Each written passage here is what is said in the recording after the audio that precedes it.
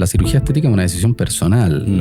La cirugía estética o reconstructiva o reparadora de la cara, que lo estamos hablando específicamente hoy, que la mayoría de los pacientes ha estado pensando por meses, por años. El envejecimiento facial o el cómo te ves tú al espejo no tiene que ver con tu edad. Básicamente, si tu actitud en la vida no representa el cómo tú te ves al espejo, te puedes hacer un procedimiento. Porque si tú buscas un cambio más radical y pretendes que ese cambio se resuelva con Botox, por ejemplo, va a ser imposible.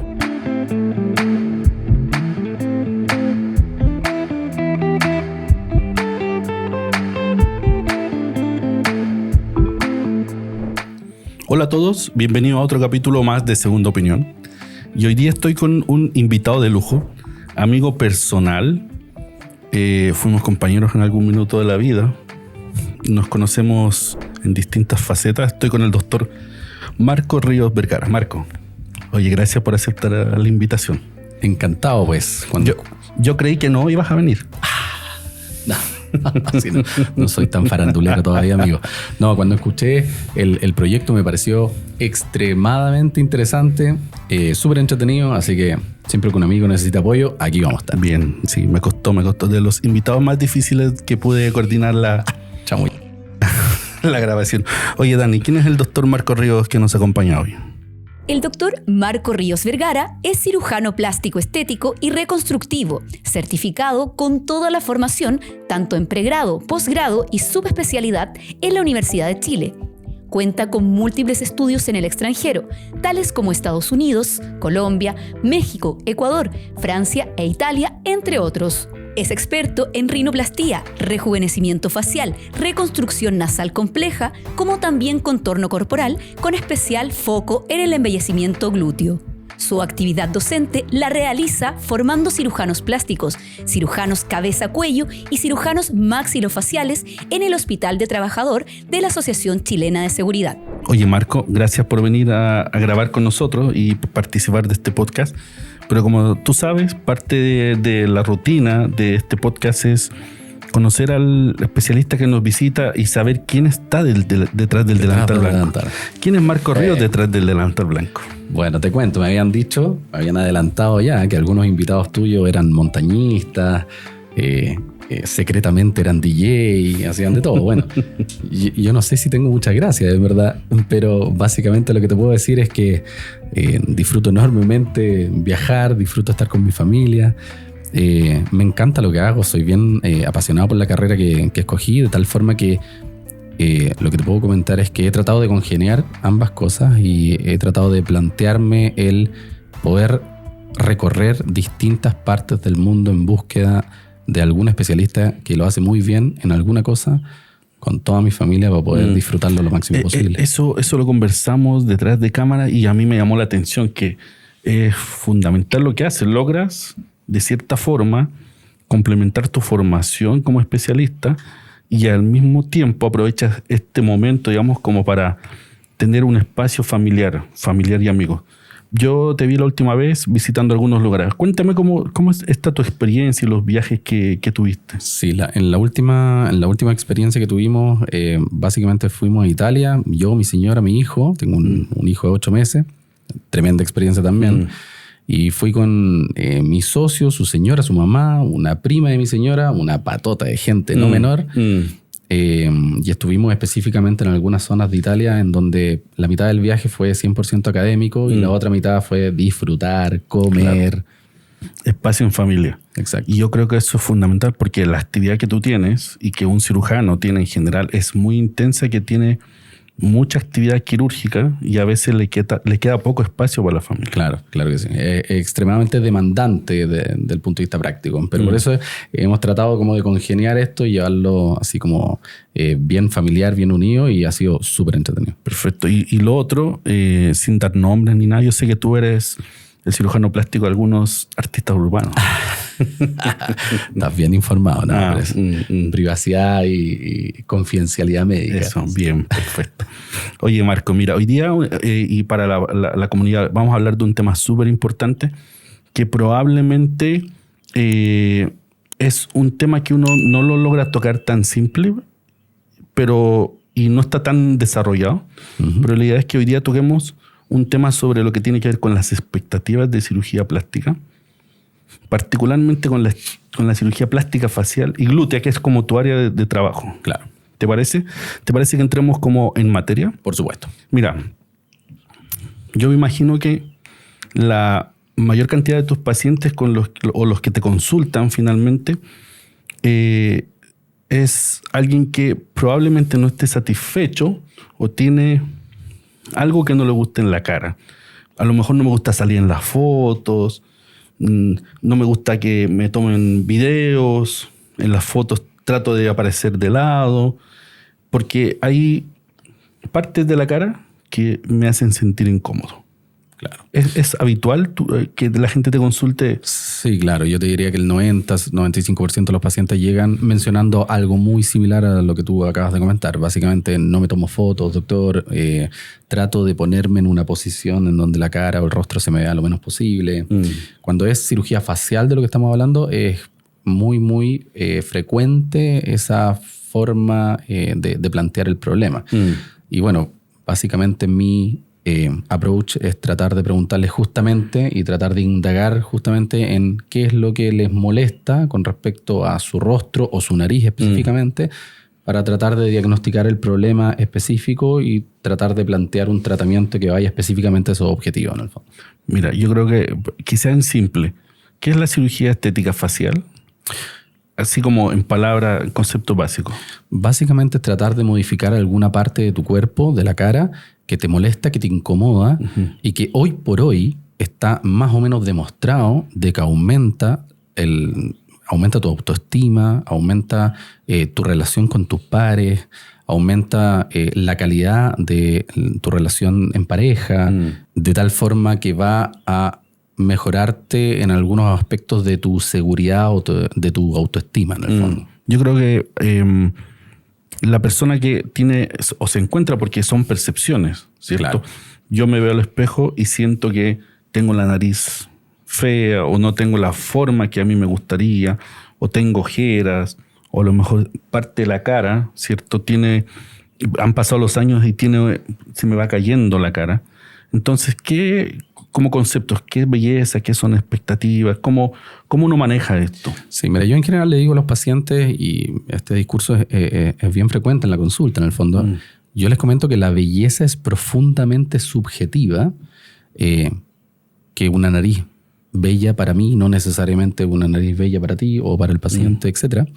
Yo tengo pacientes que de repente son menores de edad o tienen 17 años y vienen acompañados por sus padres, y yo siempre les digo, obvio que tú eres perfecto para tu mamá y para tu papá, pero hay algo en ti particularmente que no te gusta. Que él se encuentra. Entonces, esto obviamente tiene que recordarnos de que la cirugía estética es una decisión personal. La cirugía estética o reconstructiva o reparadora de la cara, que lo estamos hablando específicamente hoy, es una decisión absolutamente personal que la mayoría de los pacientes ha estado pensando por meses, por años. Yo tengo pacientes que llegan y me dicen, estuve 10 años pensando en esta cirugía y no había tenido la posibilidad, no tenía los medios, no tenía el tiempo, etc. Y finalmente sé perfectamente lo que me quiero hacer. Yo sé que tú eres experto en rinoplastia, pero antes de entrar como a la rinoplastia en sí, ¿cuáles son los procedimientos faciales que uno habitualmente... Porque yo voy al cirujano plástico, probablemente le digo, mire, no me gustan los párpados, o no me gustan los labios, o no me gusta la nariz. Yo no sé el tipo de procedimiento, cuáles son... En simple, ¿cuáles son? Así como una lista de cosas, de procedimientos que uno podría hacerse a nivel facial. Hay muchas cosas que te puedes hacer, pero como el abanico más general, te podría decir que son desde los mínimamente invasivos hasta los quirúrgicos.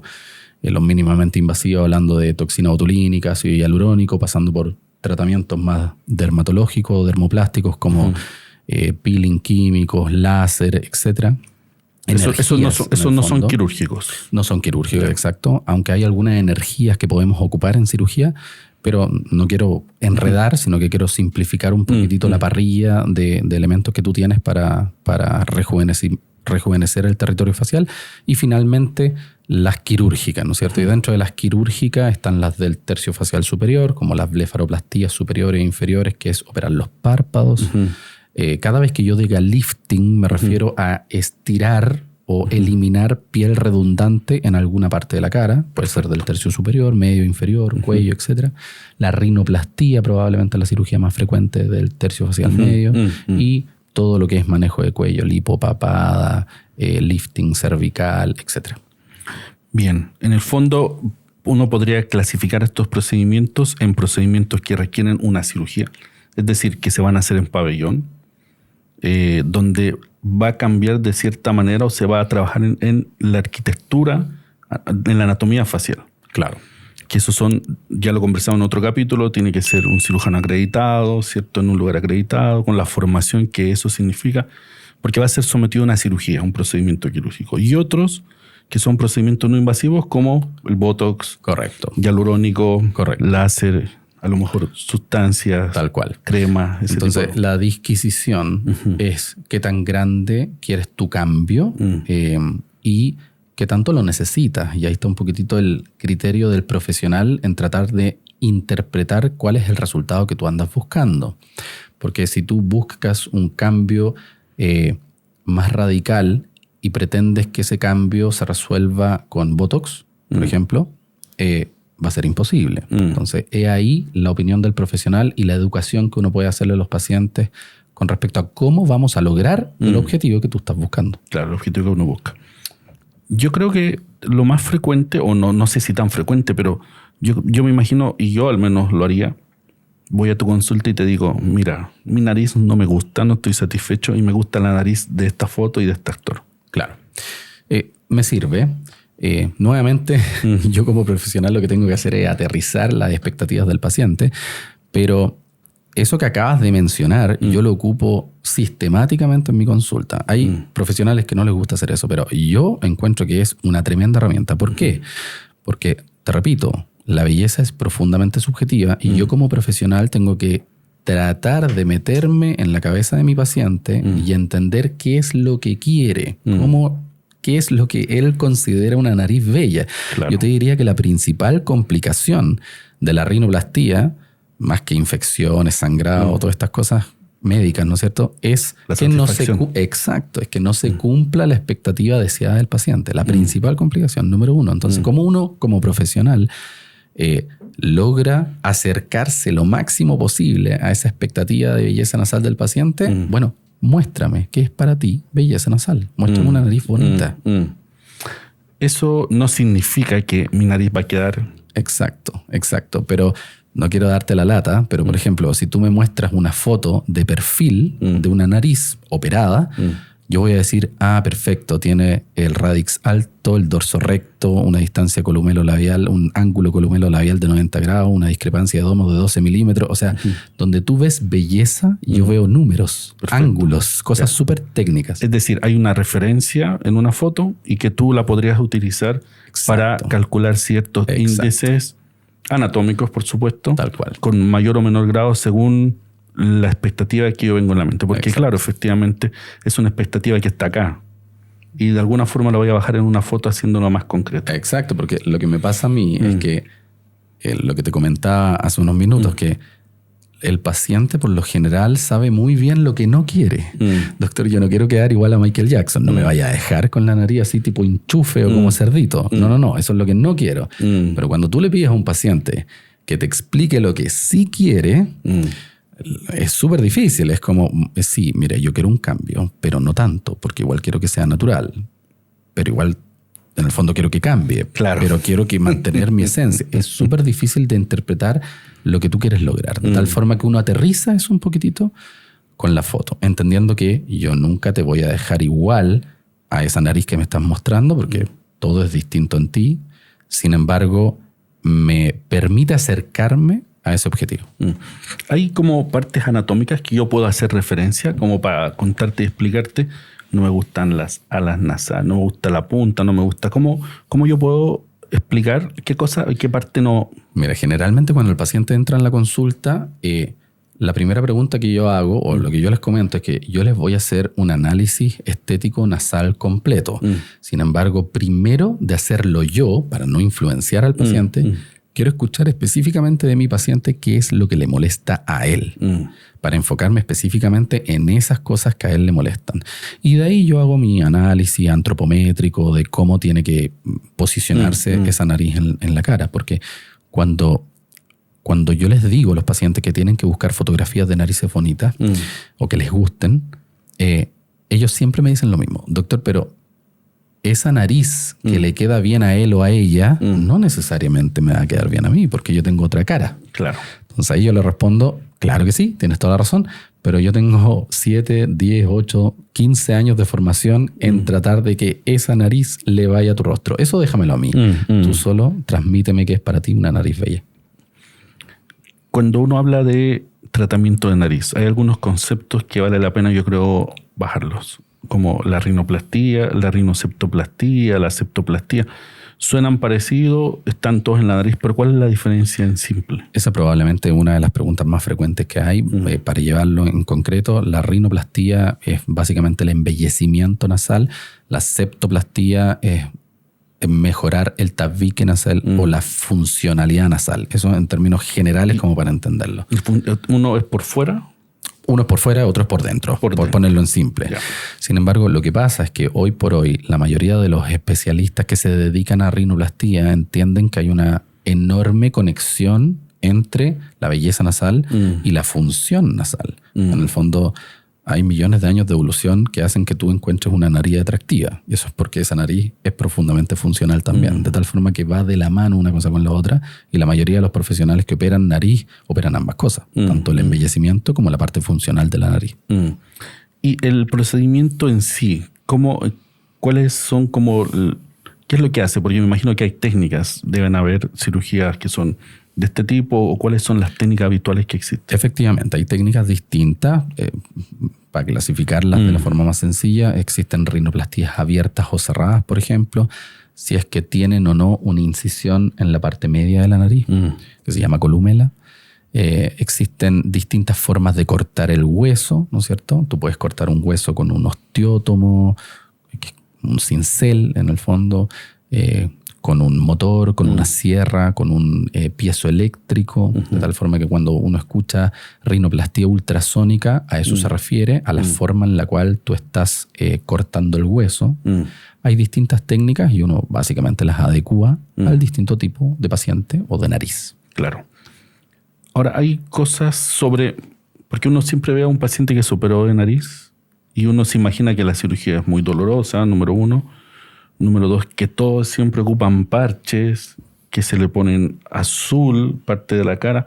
¿Cuál es lo esperable? ¿Cómo está? Porque yo sé que esto ha cambiado en el tiempo, digamos. ¿Cómo está hoy en día la cirugía? Sí, por lo general la rinoplastía es una cirugía en donde tu curva de aprendizaje es larga y en la medida en que mejor te quedan las narices o como profesional ejecutas una mejor técnica, obviamente tus resultados van a ser mejores en el sentido de la recuperación postoperatoria también. O sea, los pacientes cada vez van a tener menos equimosis o moretones, menos edema o hinchazón. Sin embargo, te voy a ser súper honesto, depende 100% de la cicatrización y del paciente. Hay cirugías en las cuales yo he andado como avión, he andado todo perfecto, el paciente se hincha un montón. A veces...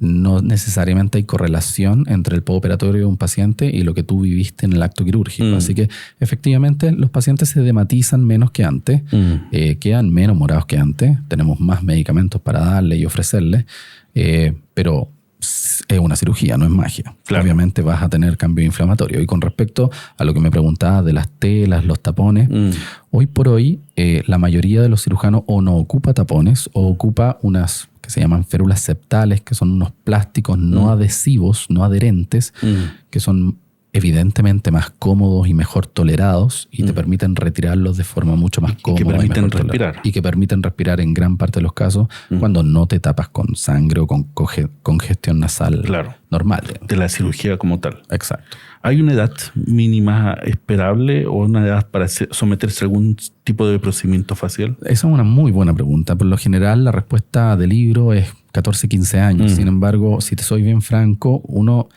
evalúa la madurez facial en el fondo. ¿Por qué? Porque hay niños o jóvenes que tienen un desarrollo de la cara evidente, digamos, a los 14, 15 años. ¿Y por qué es importante la edad? Porque resulta que el tabique nasal es un centro de crecimiento de la cara. Y tú cuando operas la nariz, evitas que ese centro de crecimiento se pueda seguir desarrollando de forma normal. Claro. De tal forma que lo que yo evalúo en mis pacientes es la madurez facial, la madurez de su rostro, por así decirlo. Y cuando me parece que es suficiente y el paciente demanda la cirugía de forma bien notoria, tanto así como para que sus padres se presenten en la consulta y te pidan que operes al paciente de una rinoceptoplastia, en general tiene indicación. ¿Y hay un tope de edad? Yo he operado pacientes de trauma facial de hasta 75 años, así que en general no tiene que ver con la edad, sino que tiene que ver con la capacidad funcional del paciente. O sea, cómo resiste una anestesia, cómo se comporta con una intervención quirúrgica en general. Perfecto. Pasemos a otro territorio, ¿te parece? Uno escucha algunos conceptos como mini lifting, lifting estándar. ¿Qué es un lifting y por qué hay esas diferencias? Sí, bueno, un lifting básicamente es cualquier tipo de estiramiento facial o que implica, por lo general, eliminar piel sobrante que tienes en alguna parte de la cara. Okay. Los términos de mini lifting y lifting son súper difíciles de explicar en el sentido de que todos los cirujanos hacen cosas distintas, probablemente. Hacemos cosas distintas probablemente, pero tienen que ver con la extensión de la cicatriz y cuánto vas a elevar del punto de vista del tejido que vas a estirar. ¿Y el tejido residual, el tejido con pérdida de elasticidad? En el fondo tú tienes que entender que en la cara, al igual que en todo el cuerpo, tienes distintas capas y esas capas las tienes que elevar para poder traccionarlas. El cuánto las vas a elevar y qué tan profundo te vas a ir hay un abanico de alternativas muy grande, pero básicamente esa es la diferencia entre algo pequeño o más grande, básicamente. Mini lifting o lifting. Ya, mini lifting es probablemente una pequeña modificación, no tan importante, digamos, y probablemente el tejido va a ser mucho menor el que extraigo. Correcto. Y el lifting estándar es probablemente más tejido. Ahora, uno siempre escucha el procedimiento lifting como habitualmente como personas de más años, personas que pasan los 50, 60, quizá más. ¿Cuál es como la edad? No recomendada, pero probablemente hay un rango de edad. A lo mejor uno más joven podría hacérsela o siempre son más para gente que tiene más edad. Sí, esa es una súper buena pregunta. También algo que nos consultan mucho. ¿Tengo que esperar, qué sé yo, los 60, 65 años para hacerme un lifting? La respuesta evidentemente no. El envejecimiento facial o el cómo te ves tú al espejo no tiene que ver con tu edad. Básicamente, si tu actitud en la vida no representa el cómo tú te ves al espejo, te puedes hacer un procedimiento. Y por su contraparte está un poquitito el criterio profesional en respecto a qué cirugía te vamos a ofrecer para lograr ese objetivo que andas buscando. Bien, mira, te quiero contar que nos han llegado algunas preguntas de la comunidad y ¿te parece que las vayamos como resolviendo? Por supuesto. Mira, esta pregunta está súper interesante. ¿Quedan cicatrices muy visibles cuando uno se opera el rostro? Es una buena pregunta. Por lo general, nosotros posicionamos las cicatrices justamente en lugares que son extraordinariamente poco perceptibles cuando tú miras a una persona de frente, de lado, de donde la estés mirando. Justo en líneas específicas, como en la línea prepilosa, delante de la orejita, detrás de la oreja, dentro de la nariz, etc. Así que la respuesta es sí, siempre quedan cicatrices. Las cicatrices no desaparecen, eso es un mito. Nuestro trabajo es tratar de posicionarlas en un lugar en donde se noten lo menos posible y ejecutar la técnica lo mejor posible para que cicatrice lo mejor posible. Claro, en el fondo uno interfiere la anatomía facial. Correcto. Pero buscando zonas que no son tan perceptibles al ojo. Exacto. Para que finalmente quedan escondidas. Bien. Otra pregunta. Está interesante esta. ¿Los resultados de las cirugías duran para siempre? Esa también es una muy buena pregunta. Son extraordinariamente duraderas en la medida en que más agresiva es la cirugía, ¿no es cierto? Pero nada dura para siempre en la vida. Lamentablemente esa es la realidad. Porque claro, nosotros seguimos envejeciendo. Tú vas a seguir con tu proceso normal de envejecimiento y lo que nosotros buscamos, por ejemplo, para el caballero o la señora de 50 años que se va a hacer alguna intervención de rejuvenecimiento facial, no es que vuelva a tener 20 años, sino que es que sea la que mejor se ve en su grupo de amigos o de amigas. Claro. Exacto. Eso es interesante, ¿eh? Porque a lo mejor la expectativa es verme como cuando yo tenía 20. Claro. Obviamente eso es imposible. O sea, no, esto no es una máquina del tiempo que te devuelve a tus tiernos 20. Imposible. Sin embargo, una cirugía bien ejecutada por lo general obtiene muy buenos resultados naturales y armónicos al contexto general de la paciente o del paciente. Y yo creo que los buenos resultados estéticos también la gente lo percibe poco. Pero te dicen, oye, te veo distinto. Exacto. Como que algo te hiciste. Algo te hiciste. Y claro, el más detallista va a notar que tiene una forma de nariz distinta. Pero a primera vista, el cambio es mejor, pero no es evidente. Exacto. Otra. ¿El dolor postoperatorio de una cirugía plástica de nariz es muy alto? Ese es un mito. Yo te diría que en cirugía plástica la cirugía que más duele probablemente sea la cirugía de contorno corporal o la liposucción. Al menos en mis manos, las pacientes se quejan de dolor porque son cirugías grandes, cirugías de 4, 5, 6 horas, por supuesto. Pero la rinoseptoplastía, por más que lleve consigo, traiga consigo osteotomía o fracturas controladas de algunos huesitos de la cara, por lo general no es una cirugía dolorosa. En general es una cirugía incómoda, ya que vas a tener algunos parches, algunas férulas o yesos que se ponen en la nariz. Sin embargo, por lo general no es dolorosa. Otra pregunta. O el dolor es controlable con los analgésicos. Con analgésicos simples. Exacto. Yo creo que esto es relevante también con el equipo con el que tú trabajas de anestesia. Exacto. Porque un buen equipo de anestesia también tiene buena anestesia dentro del pabellón, dentro de la cirugía, y las indicaciones también van a ser muy eficientes en los protocolos. Absolutamente. Una pregunta relacionada a la nariz. ¿Cuántas veces puedo operarme la nariz? ¿Cuántas veces puedo operarme la nariz? Yo creo que esa pregunta la va a determinar más el profesional, porque si la rinoplastía primaria, o sea, la primera vez que te operas la nariz, ya es una cirugía que tiene sus dificultades técnicas, las cirugías reconstructivas o cirugías nasales secundarias o terciarias, la segunda, tercera, cuarta vez que te operan la nariz, van a ser cada vez técnicamente más difíciles. De tal forma que si el profesional considera que puede hacer algo para mejorar el aspecto de esa nariz, bienvenido sea, pero ahí como profesional tienes que ser lo más honesto posible. En Turquía, que es como la meca de la rinoplastía, yo he visto 7 cirugías de nariz, 10 cirugías de nariz. Claro, una cuestión así que son como difíciles de creer, digamos. Es un volumen alto. Exacto. Sí, mira, ¿cuántas veces te ha tocado operar? No tú, sino que pacientes te han llegado que requieren cirugía. Cirugías cuaternarias, o sea que yo ejecuto la 4ª rinoplastía en ese paciente. Eso es como lo máximo que he hecho. Porque tú estás dedicado a un área específica que es la cirugía reconstructiva nasal o nasal compleja, ¿no? Claro, yo lo que más hago es cirugía nasal, cirugía facial y rinoplastías secundarias o de reconstrucción, digamos. ¿Y ahí el paciente tiene otras expectativas? Claro, porque en el fondo viene extremadamente frustrado de la primera intervención en donde él tenía ciertas expectativas y claramente no se cumplieron. Por lo general son pacientes que vienen con o alteraciones estéticas o alteraciones funcionales también, quedaron respirando mal y con una nariz del punto de vista estético no deseada. Entonces, por lo general tienen expectativas extraordinariamente altas y ahí la conversación contigo tiene que ser súper honesta y franca de cuáles son las herramientas que tú tienes para entregarle el mejor resultado. Y a propósito de esto, viene la siguiente pregunta. ¿Podré mejorar mi autoestima después de la operación?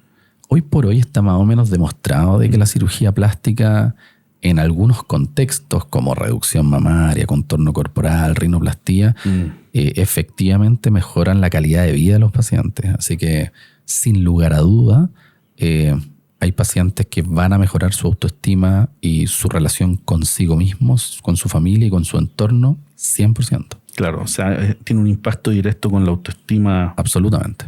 Interesante. Y muchos trabajos lo muestran. Sí, y tú lo ves. O sea, es es francamente impresionante. Yo tengo la suerte de poder ver a pacientes entrando a mi consulta tímido, como con vestimentas para pasar lo más desapercibido posible. Doctor, yo vengo puntualmente por esto. Se operan, 6 meses después otra persona. O sea, entra una muchacha o un hombre con una personalidad avasalladora. Hoy estoy haciendo esto, estoy trabajando ahora en esto. El otro día hablé delante de 1.500 personas sin ningún problema, fui la estrella. O sea, es evidente el cambio de actitud que tú puedes tener con algo que tú podrías opinar como tan pequeño, como una rinoplastía, una blefaroplastía, botox, qué sé yo, cualquier cosa. Es impresionante lo importante que puede ser para un paciente que lo lleva soñando y pensando por mucho tiempo. Y el impacto que juega. Absolutamente. Y pequeños cambios. Pequeños cambios. Es por eso súper importante. ¿Te parece que conversemos algunos mitos que hay en relación a todas estas cosas de cirugía plástica facial, mitos sobre procedimientos? Claro que sí. Por ejemplo, un mito. ¿El Botox me va a deformar la cara? No. El Botox es básicamente una neurotoxina que por lo general se aplica en la frente, el entrecejo, la zona lateral al ojo, a los párpados. Y básicamente inmoviliza de forma transitoria la musculatura de esa zona. Es absolutamente reversible y no te va a generar ninguna deformidad ni ninguna cosa rara. Ya, entonces a largo plazo. Es un mito. Claro, probablemente uno puede llegar a pensar que mis expresiones faciales se van a alterar. Claro, pero tú expresas con toda la cara, digamos. Claro. Con el tercio medio facial, con el tercio facial inferior. La frente es una parte muy pequeña de la expresión facial. Bien. Siguiente pregunta o siguiente mito. El lifting me va a dejar con cara de velocidad. Esa es buena también. Bueno, efectivamente, mira, en lifting las técnicas han cambiado mucho. Y por supuesto que en la medida en que se van desarrollando mejores técnicas, se van logrando mejores resultados más naturales, etc. Por lo general, efectivamente, habían algunos lifting de técnicas, en el fondo, más antiguas, que dejaban este aspecto de estiramiento facial muy bizarro, con unas cicatrices muy grandes delante de la oreja. O sea, a 2 cuadras tú te podías dar cuenta que había una paciente que se había intervenido de algo, digamos, en la cara.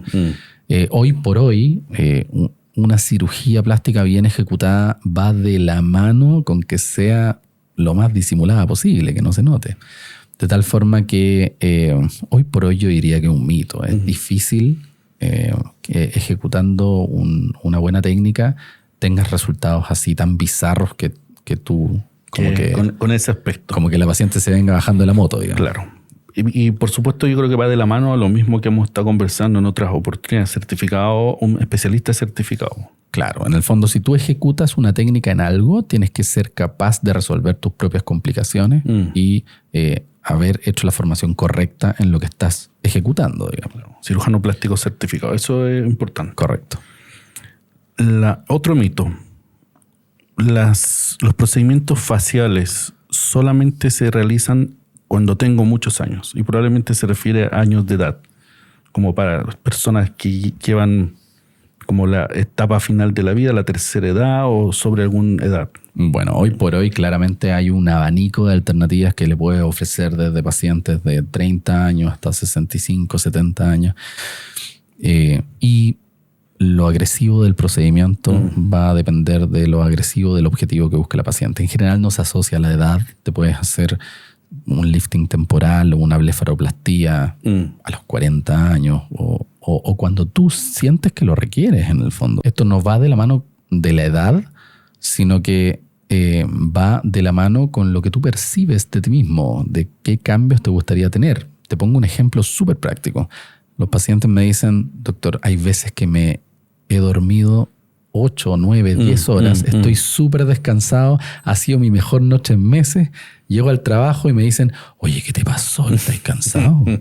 Entonces, claro, obviamente ese comentario no te hace bien a las 8, 9 de la mañana. Nada.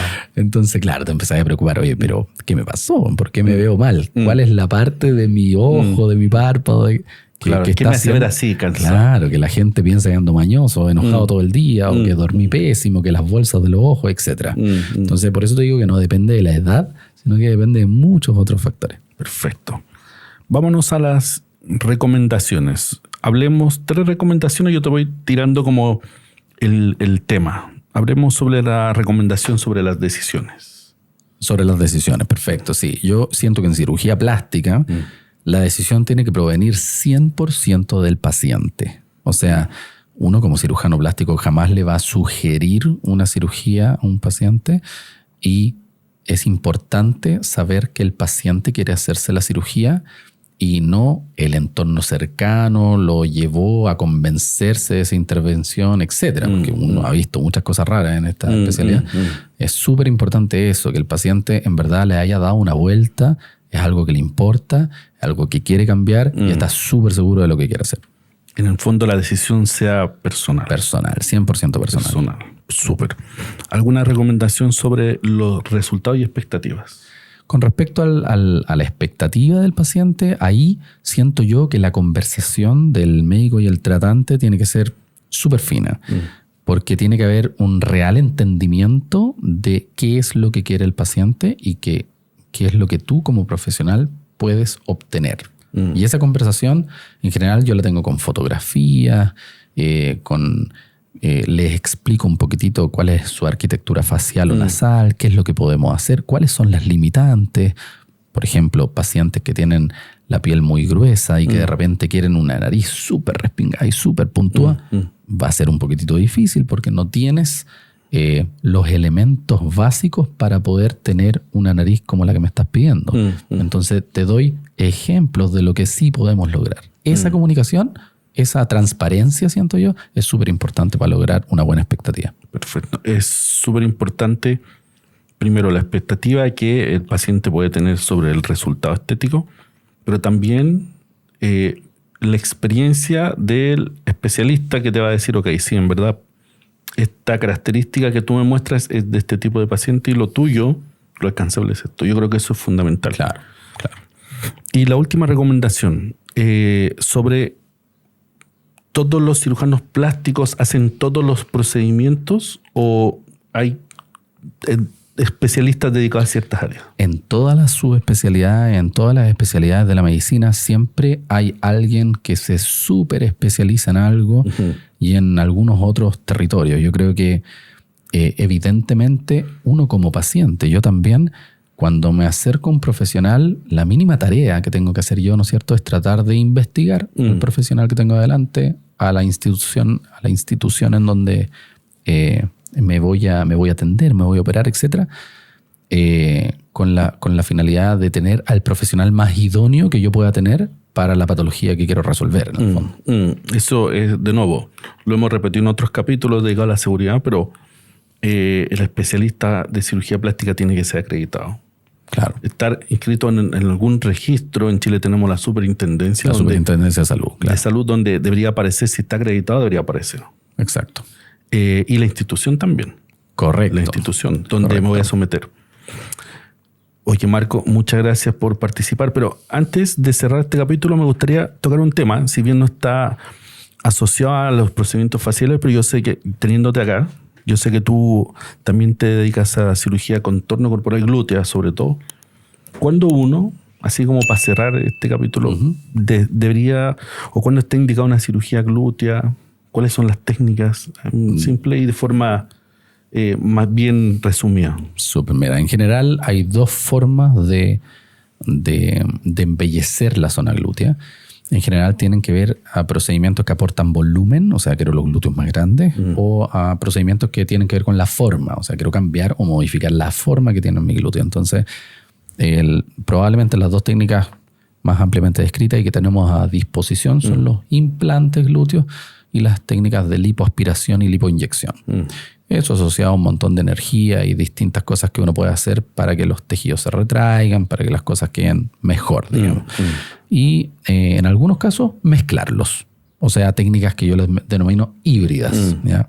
Que es básicamente tratar de ocupar lo mejor de la técnica de los implantes glúteos y de la técnica de lipoaspiración y lipotransferencia para generar el mejor resultado posible. Claro.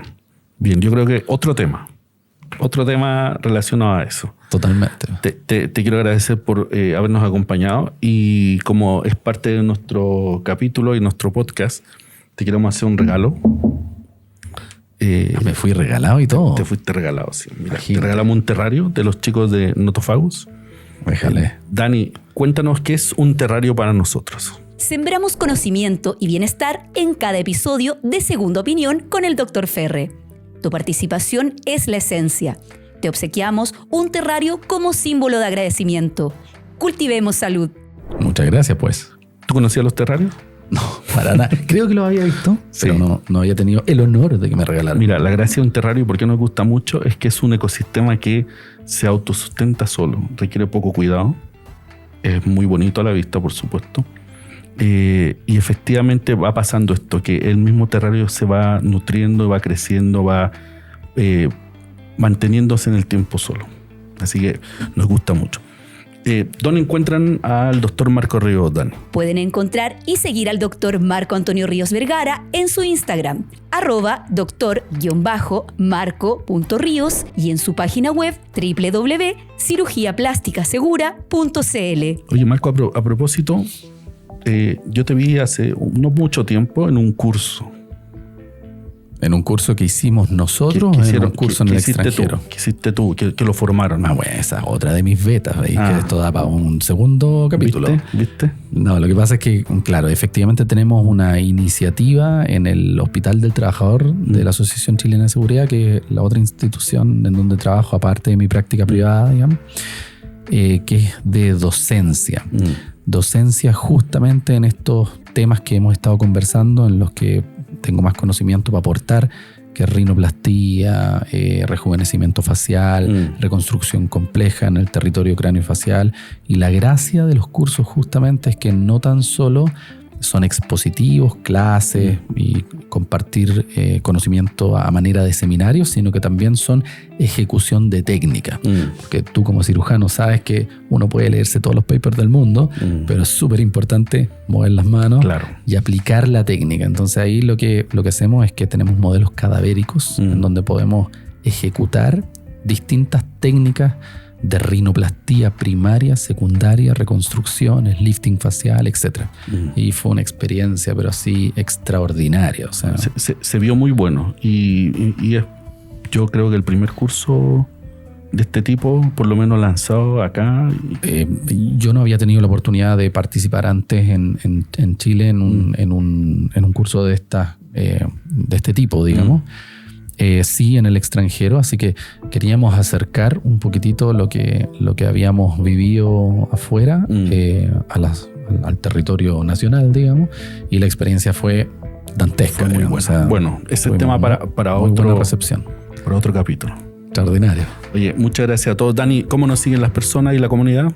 No dejes de escucharnos en YouTube y Spotify, @segundaopinión.drferre, y seguirnos en Instagram, Facebook y TikTok, @segundaopinión.drferre. Amigo, gracias nuevamente. Encantado por la invitación. Y quiero agradecer a toda nuestra comunidad. Acuérdense de compartir este video para la gente que crean que le va a ser útil. Son recomendaciones únicas, probablemente no están tan abiertas para todos, así que este video va a ser muy útil para la gente que esté en este proceso. Acuérdense de seguirnos, compartirnos, darnos like, suscribirse, y nos vemos en el próximo episodio de Segunda Opinión. Muchas gracias a Chao, todos. nos vemos. Gracias por la invitación.